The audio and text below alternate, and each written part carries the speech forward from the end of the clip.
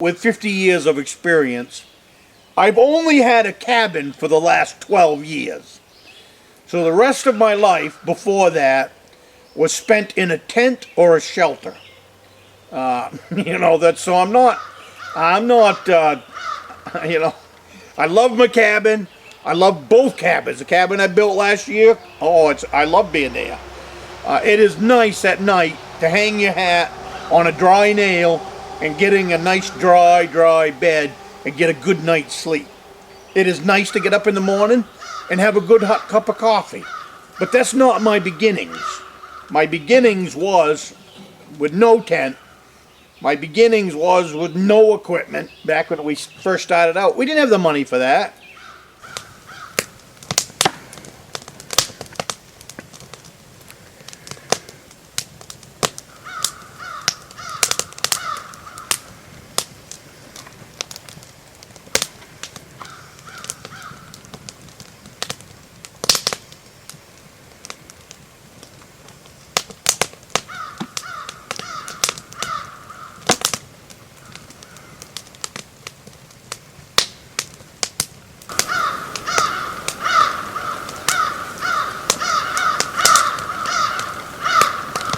My name is Tom. I come to you from the Rustic log cabin in Northern Maine. Welcome to my shop today. Today I wanted to talk about my lifestyle and the skills that it takes. Now I'll probably miss some here, but I think if you're deciding to or dreaming about this kind of lifestyle, and you can start working on these skills. If you're watching this and you're a young boy, which I have some young people that watch these videos. If you're a teenager, if you're in your 20s or you're in your 30s, it's never too early to start learning skills. And that's the only way that I pull off this lifestyle is through skills. And a lot of them skills I take for granted now, because I just know that no matter what problem comes along, if I don't know the solution right now, I will figure it out. That's just been my lifestyle, and that's the lifestyle that you're going to have to figure out if you want to go down this path of this kind of lifestyle that you see on this channel. I live by one rule. If another man can do it, so can I. If another man can build a fire on a rainy day, so can I. If another man can patch a leak in a boat, so can I. If another man can shoot a deer or a bear or a moose, so can I. And I've always had that mentality. If another man has a skill that he can do out in the bush, then I need to learn it so I can do it. And that's what I want to pass that on to you today in this video. Don't look at another man and all of his skills and think you can never accomplish that, because you can. It comes by one skill at a time. That's it. One skill at a time. If you're young, starting out, and I'm talking a young teenager, under parent supervision or a guardian supervision or another woodsman supervision, start to learn about fire. Learn everything you can possibly learn about fire and never stop learning it. Fire is the skill that will help you in absolutely everything in this lifestyle. Because with fire, you can do anything. You can survive. Plain and simple. It doesn't matter how bad you screw up. I'm not gonna apologize for all that traffic. You'll hear it. I'm not gonna stop the video. I'm just gonna keep it rolling, because I got things to do today. I got a fish house. I got a hunt shack to work on, and I gotta pick some rhubarb. But fire, if you screw up on a boat in the middle of nowhere, or you screw up on a snowmobile in the middle of nowhere, or a four-wheeler in the middle of nowhere, and you're by yourself, and I'm by myself 99% of the time. I do this stuff Monday through Friday because it's the time that I've got the woods the way I like them. I like them quiet. I like to be alone. The list goes on and on. So you're by yourself. If an outboard breaks down and you're 20 miles from the boat dock, you're in a pickle. If your snowmobile breaks down and you're 15 miles back in the bush, you're in a pickle. You know, and it's 5 o'clock at night, you're in a pickle. You don't want to be walking out of the woods in the dark. I don't care if you got a flashlight or if you got a Coleman lantern. I don't walk around in the dark. It's a good way to get hurt. Break a leg or poke a stick in your ear or in your eyeball, anything. Let's have some coffee while we chew the fat. So anyways, I'm going to get my drink. Learn everything you can learn about fire. And if you go back in my archives, I show you how to build a fire out of a bucket of water. I take every material I'm going to use to build that fire, and I stick it in a bucket of water and submerge it. And then I pull it out of that bucket of water and I build a fire with it. My point to that is so many people spend so much time on YouTube videos scaring the death out of people that if your wood's not bone dry, you're going to die of hypothermia, you're never going to be able to get a fire built. Well, that's just a bunch of crap from a bunch of people that really don't know what they're talking about. And I know I've got some subscribers that don't like it when I talk that way, but I'm telling you what, I'm not going to hold back here. In these series of being my lifestyle, I'm not going to hold back. I'm not going to hold back even this much. If you get insulted, then that means you need to learn some more skills. And that's the mentality that I'm going to take in these videos. So them naysayers that are telling you you can't build a fire on a rainy day, you can build a fire on a rainy day. You just have to have the skills and the know-how to do it. And how do you get them skills and know-how? You get them skills and know-how by doing it. Just get out in the woods, start practicing your craft. This is a craft. Every part of my lifestyle is a craft. It is a craft that is ongoing. It's a craft that we're building knowledge on top of knowledge for a lifetime. I'm hoping to be able to take some of what I've learned, pass it on through these videos so that you can take from it what is good for you and your lifestyle. But primarily, I build these videos for my family and for my grandsons. I am building a legacy through these videos, through Beaver Creek Deer Hunting Camp, and the Rustic log cabin that I can leave behind for my family. My grandsons are young. If something happens to me before I can teach them the stuff that I want them to learn, these videos are built, made, and archived for my grandsons. So if you can take from that, and if you want to call me Papa, you can call me Papa too. But if you can take from these videos anything and help you in your lifestyle to create the lifestyle that you want out in the woods, then that's what these videos are all about. So enjoy and just take what you can. So if you're young, learn how to build a fire. Learn how to build a fire. And if you're 50, learn how to build a fire.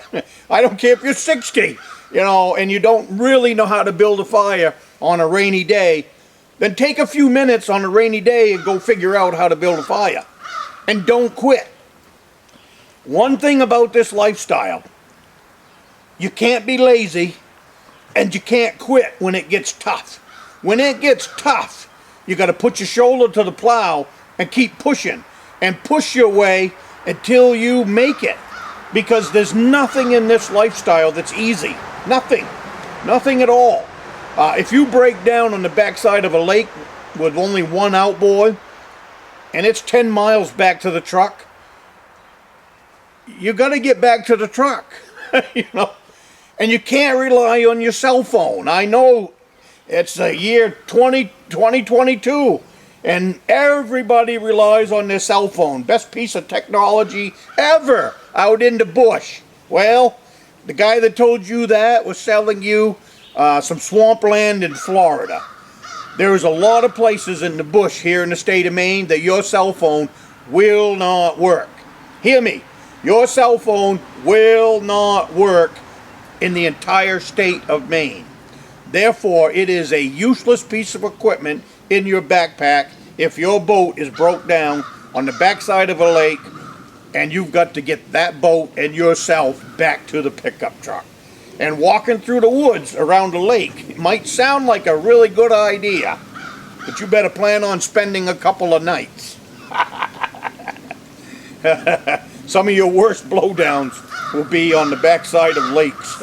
Because think about it, all the loose trees, they blow over in windstorms, and I've seen blown over trees 10 feet deep down to the ground. So try walking through that and making it out unscathed. Oh, as usual, background noise.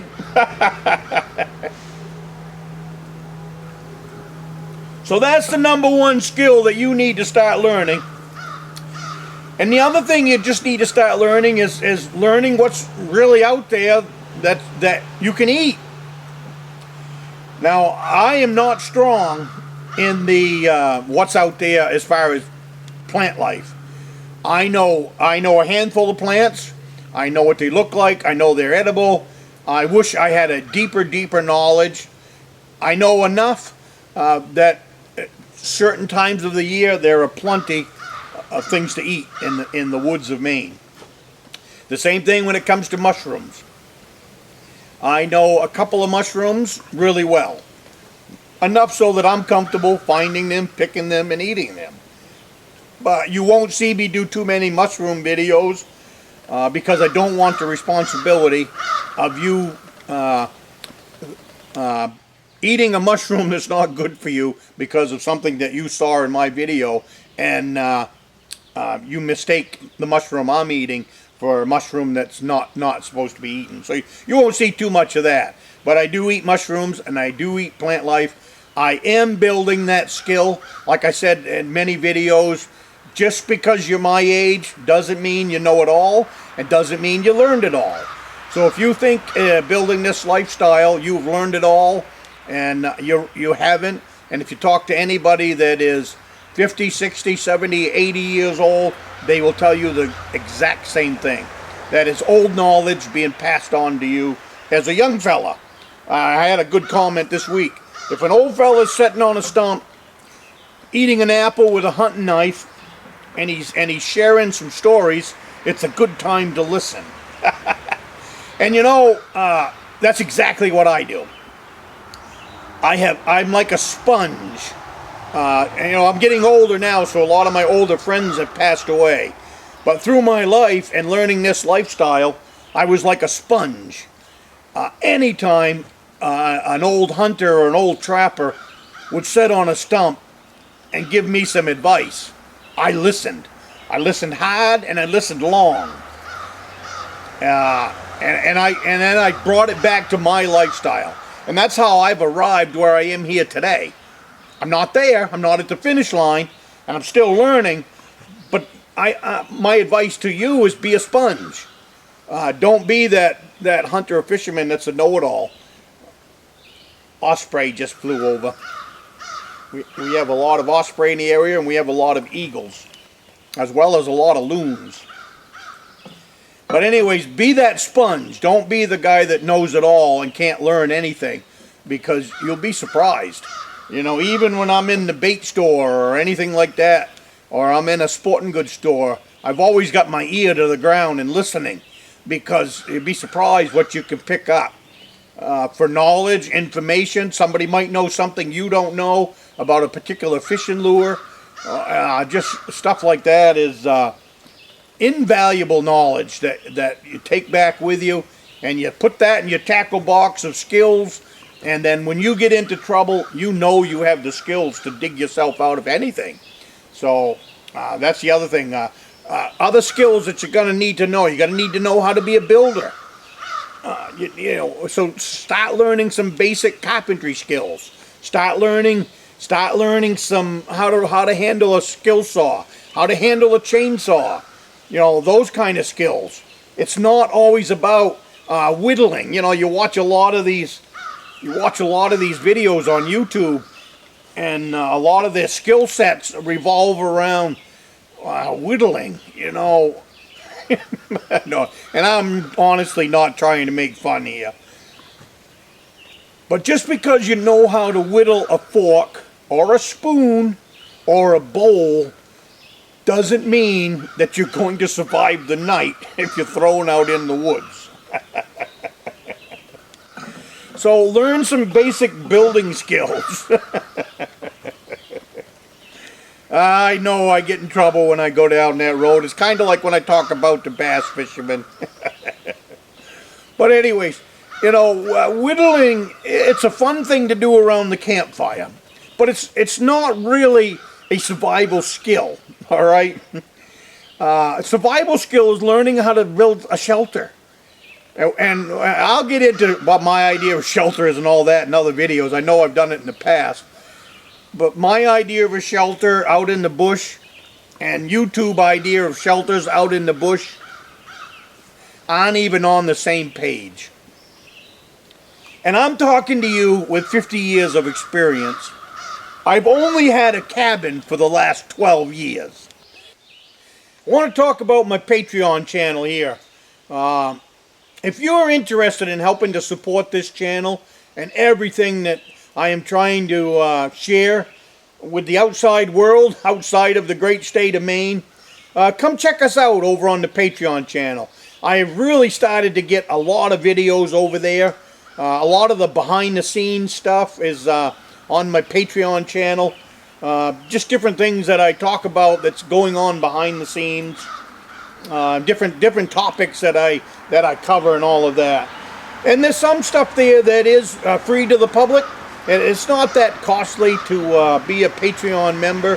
$5 a month, up to, you can have whatever you want. Most people sign up for $5 a month. I do have some that go a little higher than that, so that is great.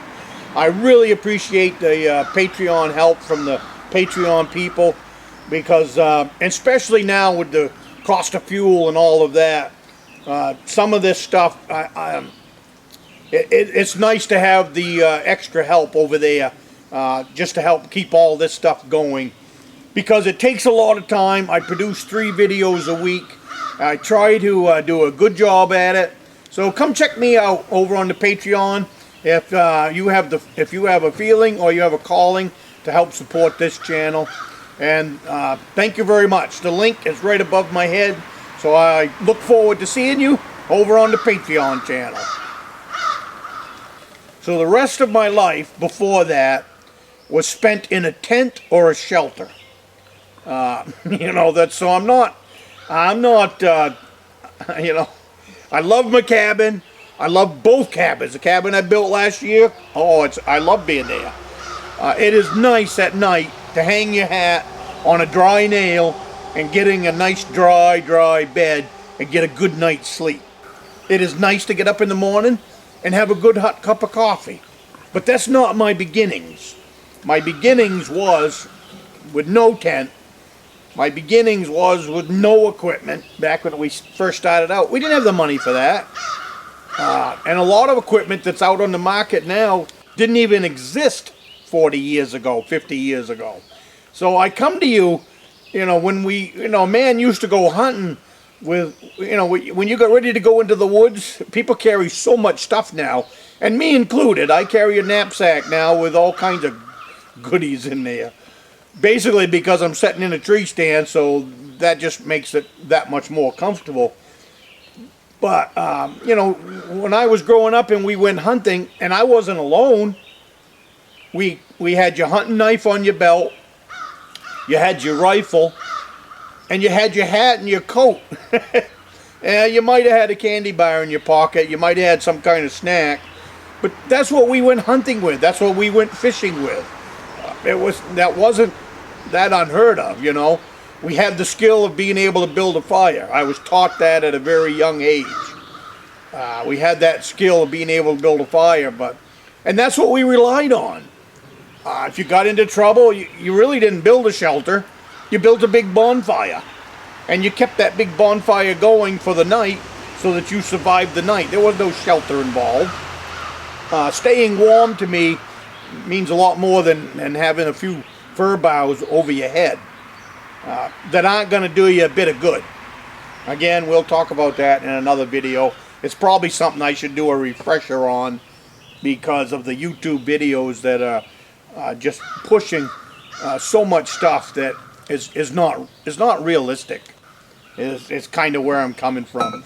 I want to try to tell you about skills that are realistic. You know, like learning how to operate a chainsaw. You know, it's I don't go in the woods without a chainsaw. Why? Why would I? I've had a chainsaw my whole life. If I'm hiking, well, I don't carry a chainsaw for that. But if I'm going out to the cabin, I've always got a chainsaw with me. If even on the tent trips we used to do, always had a chainsaw with me. You can cut up a whole lot more firewood. You know, you got to remember, it's not a camping trip. It's a hunting trip. It's a fishing trip. A camping trip, you have lots of time for playing with firewood. You have lots of time for whittling. If you want to whittle a knife, or you want to whittle a bowl or a spoon, if that's what you want to do and them are the skills you want to go after, on a camping trip, you have plenty of time for that. But my trips were always revolved around hunting, always revolved around fishing. So, and when you're in the boat from sun up to sundown, for sometimes, I've done that for as much as a month before, every single day. I said that in the last video. This is not a lifestyle for someone that's lazy. It's a lot of hard work. It's, you know, can't make it any more blunt than that, I guess. Because sitting in a boat from sun up to sundown, it takes everything you got on some days. The same thing with hiking through the woods, deer hunting. You know, being on a still hunt or being on a stalk or sitting in a tree stand. At the end of the day, you still got to walk back to the truck. There is no, I'm going to sit down and somebody's going to come get me and haul me out of here.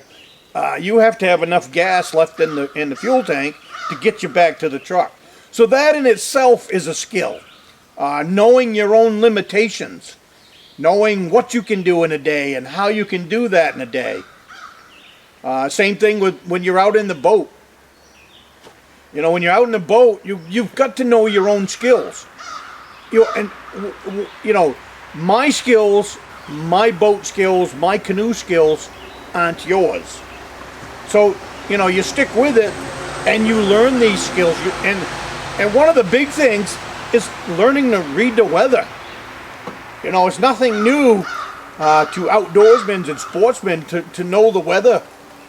Now, you might not know the weather 3 days from now, but you should be able to get up in the morning or through the hours of the day and look at the sky. Different temperature feels different. Different things feel different. Them are the things you should start learning and just keeping track of. If you keep track, if you just go through the woods and don't look at anything and don't learn anything, then you're never going to pack anything away in the knowledge bag. But on a day like this where it's damp, it's cloudy, learn the heights of the cloud, and that will help you and stop putting two and two together about what happens in weather so that you can make your own weather forecast, because that's where the safety begins. It doesn't really begin with what the weatherman says. Most of the time the weatherman is wrong, and the other thing is the weatherman isn't where you are. I've had major thunderstorms where I am, and 20 miles away was nothing but sunshine. Or 20 miles away was pounding thunderstorms, and where I was sunshine. So that's what I mean by your own local weather. Your local weather is your circle around where you're sitting at that moment. My nose is itchy and a dump truck went by.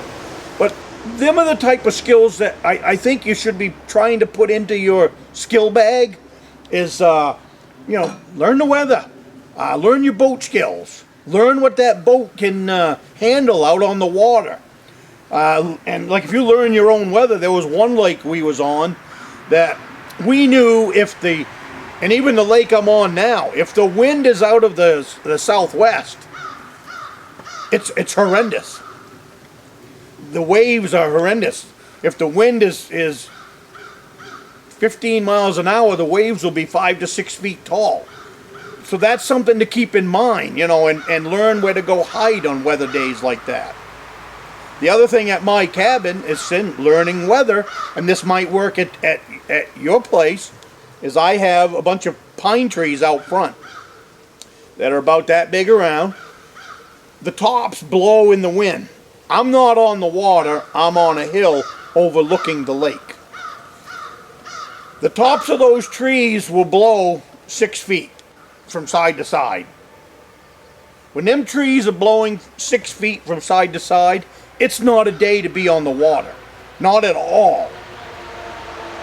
If the top of those trees are blowing 3 feet, you can do it. It's not a great day. You're going to fight the wind, you're going to fight the waves, but it's not going to be overly dangerous. I consider when the trees are moving 6 feet, it's going to be overly dangerous for what I want and what I like. So that's something, when I say learn the weather, those are the kind of things that you're looking at. And wind direction and all that. Like I started saying, another lake we fished on, if the wind was out of the west and dark clouds were building, you got off the lake. Period. You got to shore as quick as you could because that lake was that violent on them particular days.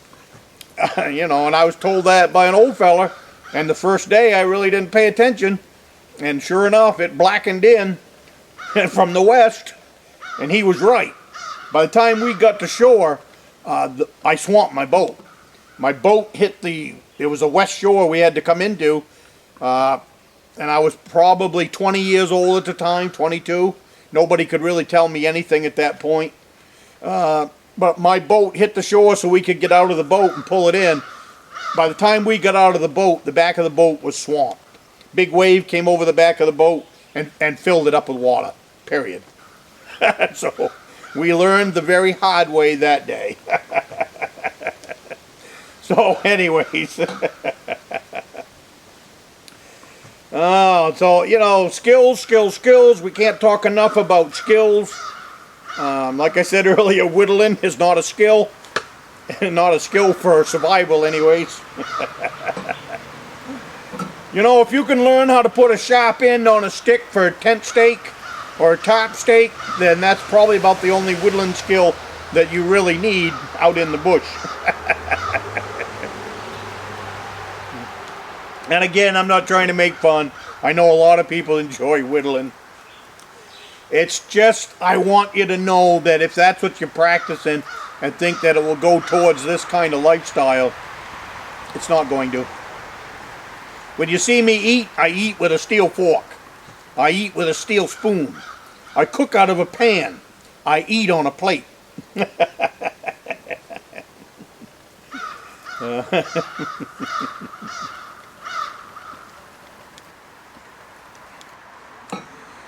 The last skill that I'm going to talk about in this video is back to your chainsaw and firewood. And we probably won't cover it all in here, so I'll pick it up again. What you want for wood in that chainsaw is dead standing spruce, or dead standing pine, dead standing hardwood. Most of the time when a tree is on the ground, it will be worthless as far as firewood. Because if all of the BTUs in that tree are burned up, then that tree is worthless. So if you find something that's standing, that's what you want to look for and cut down. And here's another little tidbit for that tree. Once you find that tree that's standing, what you want, if you look, some trees are broke right off straight. Top of the tree breaks off, falls on the ground. If it's not been too long, that tree might be good. But what happens is water runs down the tree because it's broke right off, and most of the time the BTUs are rotted out on the inside of that tree. So what you're looking for a dead standing tree is one that still goes up to a point.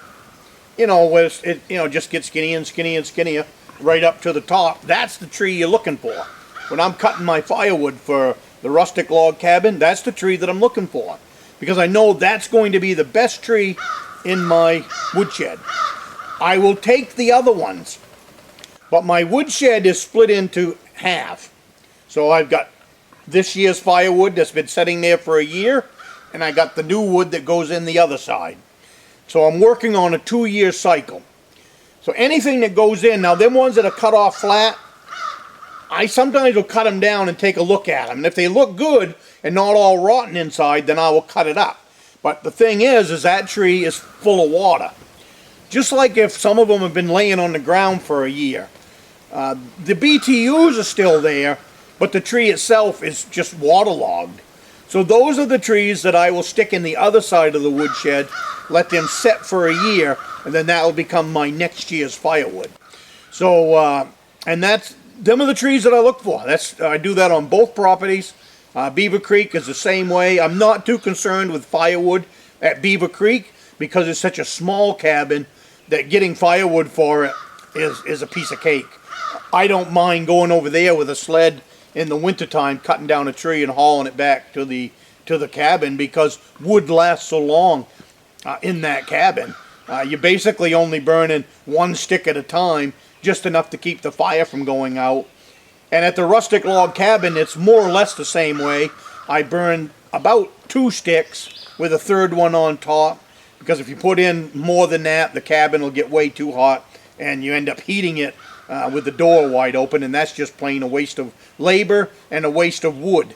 So that's why. So up there, it's 2 sticks in that stove, 1 stick at Beaver Creek, and that's the skill of picking out a tree for you to burn, whether it's in a campfire or whether it's at home or whether it is in a cabin of your dreams for the near future. So I will see you next week, and you have a great day.